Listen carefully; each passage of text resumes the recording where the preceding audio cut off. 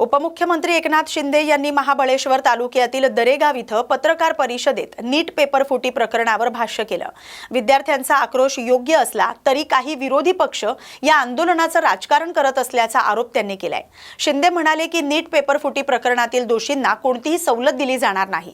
पंतप्रधान नरेंद्र मोदी यांच्या नेतृत्वाखाली केंद्र सरकार कठोर कारवाई करणार, विद्यार्थ्यांना न्याय मिळेल असा विश्वास त्यांनी व्यक्त केलाय। दिल्लीतील आंदोलनाच्या पार्श्वभूमीवर राहुल गांधी आणि उद्धव ठाकरे यांच्यावरही त्यांनी टीका केली। विद्यार्थ्यांच्या प्रश्नांवर राजकारण करण्याऐवजी परीक्षा व्यवस्था अधिक पारदर्शक करण्यासाठी सर्वांनी प्रयत्न करावेत असं आवाहन त्यांनी केलंय। विरोधकांनी आता उडी घेतलेली आणि हे आंदोलन एका वेगळ्याच दिशेने चाललेलं पाहायला मिळतंय। या विद्यार्थ्यांची माती भडकवण्याचे प्रयत्न यामध्ये होत आहेत का, काय वाटतं? खरं म्हणजे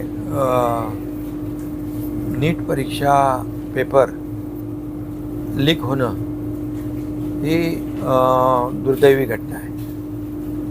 हे विद्यार्थ्यांच्या भवितव्याशी निगडीत ही घटना आहे आणि लाखो विद्यार्थ्यांचं भविष्य नीट परीक्षेशी जोडलेलं आहे आणि त्यामुळे साहजिक आहे की विद्यार्थ्यांचा आंदोलन, त्यांचा आक्रोश, त्यांची संवेदना आणि हे जे झालेलं प्रकरण आहे ते दुर्दैवी आहे। पण त्याहीपेक्षा दुर्दैवी काय आहे तर आता जे होतं आहे, जे राजकारण, ते नीट परीक्षा पेपर लीक झालेल्या दुर्दैवी घटनेपेक्षा मोठा दुर्दैवी प्रकार आहे आणि यामध्ये विद्यार्थ्यांच्या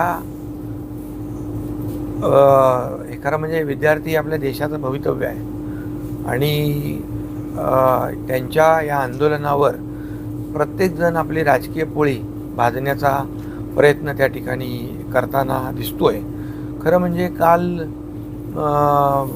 राहुल गांधी, विरोधी पक्षनेते, हे विद्यार्थ्यांचं आंदोलन जंतर मंतरला आहे। मग जंतर मंतरला न जाता प्रधानमंत्री निवासस्थान यांच्या ठिकाणी जाऊन आंदोलन करतात, हे तर फार बेजबाबदारपणाचं लक्षण आहे। कारण प्रधानमंत्री आवास हा अतिशय हाय सिक्युरिटी झोन आहे आणि आपल्याला माहीत आहे की यापूर्वी आपल्या देशाने 2 प्रधानमंत्री गमावलेले आहेत आणि माझ्या माहितीनुसार 1984ला स्वर्गीय इंदिरा गांधी प्रधानमंत्री होत्या, त्यावेळेस त्यांची हत्या झाली आणि त्यानंतर हा SPG कायदा केला आणि त्यामुळे प्रधानमंत्री निवासस्थान हे किती सेन्सिटिव्ह आहे, त्यामुळे त्यांनी खऱ्या अर्थाने अतिशय सिरियस सिक्युरिटी ब्रीच केलेला आहे विरोधी पक्षनेते राहुल गांधी यांनी। कारण त्यांचा काय मनामध्ये होतं माहीत नाही, पण ते सगळ्यांना आवाहन करत होते, इकडे या, इकडे या, इकडे या। आणि त्या ठिकाणी ठीक आहे, त्यांचा स्वतःवर कंट्रोल आहे, त्यांच्या खासदारांवर असू शकतो, परंतु मॉब सायकोलॉजी आहे, त्याच्यामध्ये कोणाचं कंट्रोल राहणार? आणि मग अशा परिस्थितीमध्ये प्रधानमंत्री निवासस्थानामध्ये काही घातपात घडवण्याचा त्यांचा प्रयत्न होता का, अशा प्रकारची देखील शंका या ठिकाणी येते।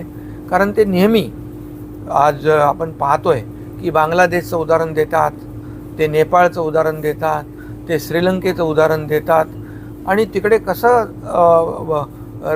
जनता रस्त्यावर आली। म्हणजे या देशामध्ये पण अराजकता पसरवण्याचा एक त्यांचा प्रयत्न आहे का? देशामध्ये कायदा सुव्यवस्था, देशामध्ये अशांतता पसरवण्याचा प्रयत्न आहे का?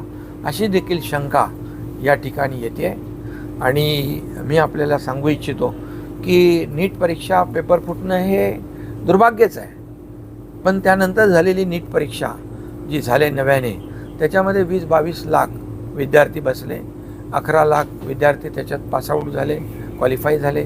त्याचबरोबर दुसरी परीक्षा जी आहे JEE, जी आपल्या IITसाठी होते, त्याच्यात देखील जवळपास 16 लाख विद्यार्थी बसले। तिसरी एक CUET, common university entrance test जी आहे, ती देखील परीक्षा या ठिकाणी झाली, त्याला जवळपास 15-16 लाख विद्यार्थी बसले। म्हणजे जवळपास 40 ते 50 लाख विद्यार्थी या ठिकाणी वेगवेगळ्या परीक्षांमध्ये बसतात, त्यांचं काउन्सिलिंग देखील सुरू झालं, सगळं झालं आहे. आणि ही दुसरी नीट परीक्षा झाली, त्यामध्ये स्वतः केंद्र सरकारने, प्रधानमंत्री मोदीजींनी त्याच्यामध्ये हस्तक्षेप करून देशाचा संरक्षण विभाग जो आहे त्याला त्याच्यामध्ये इन्व्हॉल्व करून हवाई दलाची देखील या ठिकाणी मदत घेतली गेली. एवढं काटेकोरपणे या ठिकाणी ती नीटची परीक्षा झाली. तर यासाठी माझं एवढंच म्हणणं आहे की आज या विद्यार्थ्यांच्या आंदोलनाचा एक आधार घेऊन अनेक राजकीय पक्ष स्वतःच्या राजकीय पक्षाची पोळी भाजायचं, राजकीय पोळी भाजायचं प्रयत्न करतात. या विद्यार्थ्यांच्या खांद्यावर बंदूक ठेवून चालवण्याचं काम करतात. हे दुर्दैवी आहे. आणि म्हणून विद्यार्थ्यांच्या बरोबर देशाचे प्रधानमंत्री देखील त्यांनी जी NDAची बैठक घेतली त्यामध्ये संवेदना व्यक्त केल्या. आणि हे विद्यार्थ्यांच्या बरोबर कुठल्याही परिस्थितीमध्ये अन्याय होता कामा नये, त्यांना न्याय मिळाला पाहिजे, ही भूमिका प्रधानमंत्री महोदयांनी देखील त्या बैठकीमध्ये मांडलेली आहे.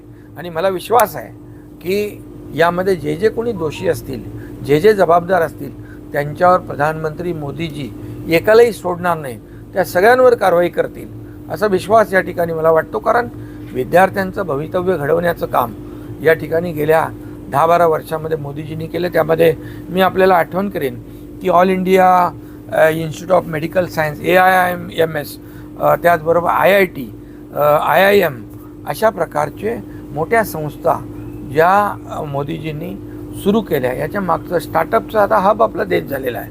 आणि तरुणांना रोजगार मिळाला पाहिजे, त्यांना चांगलं शिक्षण मिळालं पाहिजे, यासाठी त्यांचा प्रयत्न आहे. आणि म्हणून मला एक विश्वास आहे की जे काय आता राजकीय जे सुरू आहे तिकडे, आणखी काही लोक गेले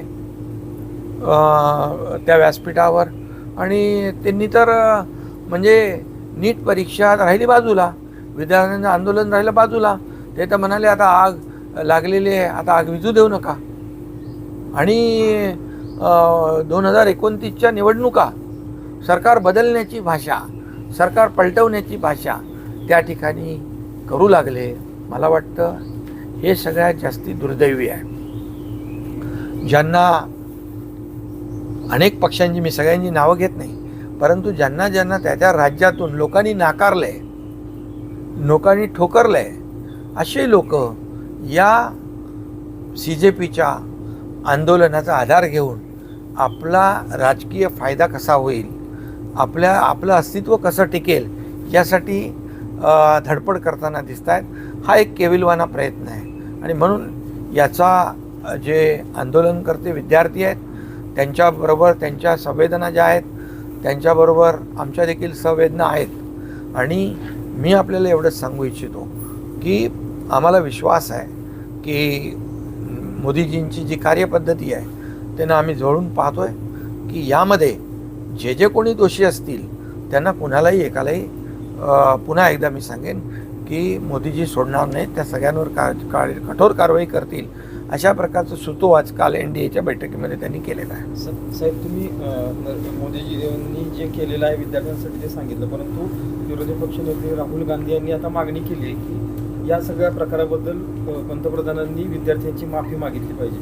नाही, हे तर राहुल गांधी यांनी विरोधी पक्षनेते एवढे जबाबदार पदावर असताना कालचं जे आंदोलन, धरणं आंदोलन अतिशय बेजबाबदार पद्धतीचं आहे.